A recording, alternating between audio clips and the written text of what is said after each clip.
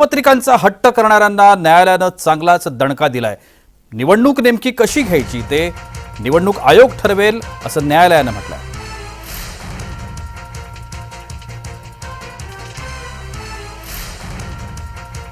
निवडणूक कशी घ्यायची हे आयोग ठरवेल असं न्यायालयानं म्हटलंय। मतपत्रिकांचा हट्ट करणाऱ्यांना दणका मिळाला।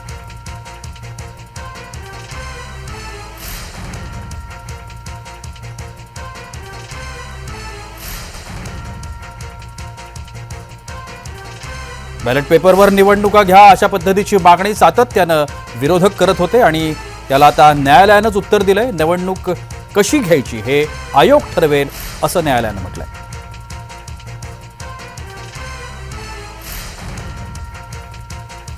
निवडणूक कशी घ्यायची या संदर्भामध्ये निर्णय आयोग घेईल असं न्यायालयानं म्हटलंय। मतपत्रिकांसंदर्भात सातत्यानं विरोधक बॅलेट पेपरवर निवडणुका घ्याव्यात अशा पद्धतीची मागणी सातत्यानं करत होते। मात्र ईव्हीएमला जोरदार विरोध विरोधकांनी केला होता। मात्र त्याला आता उत्तर हे न्यायालयानंच दिलेलं आहे।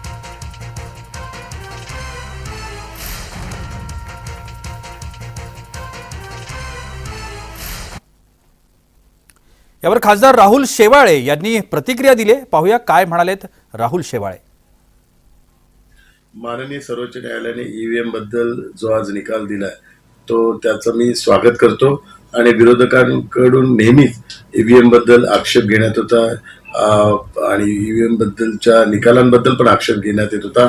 आज सर्वोच्च न्यायालयाच्या निकालामुळे ईव्हीएमच्या माध्यमातून जे निकाल यापूर्वी लागलेले त्या निकालांवर आज शिक्कामोर्तब झालेलं आहे। विरोधक नेहमीच त्यांच्या पराभवाचं खापर हे ईव्हीएम वर फोडतात।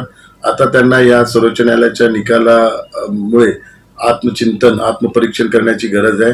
ईव्हीएम मुळे ते हरत नसून ते त्यांच्या स्वतःच्या चुकांमुळे हरत आहे, त्यांनी न केलेल्या कामांमुळे हरत आहे, त्यांच्या भ्रष्टाचारामुळे हरत आहे। हे एक सर्वोच्च न्यायालयाच्या निकालातून आता दिसून आलेलं आहे। ईव्हीएम ही एक पारदर्शक पद्धतीने निवडणूक करण्याची प्रक्रिया आहे आणि संपूर्ण जगभरात ती राबवली जात आहे आणि भारतात पण ती इलेक्शन कमिशनच्या माध्यमातून पारदर्शक माध्यमातूनच ती राबवली जाते।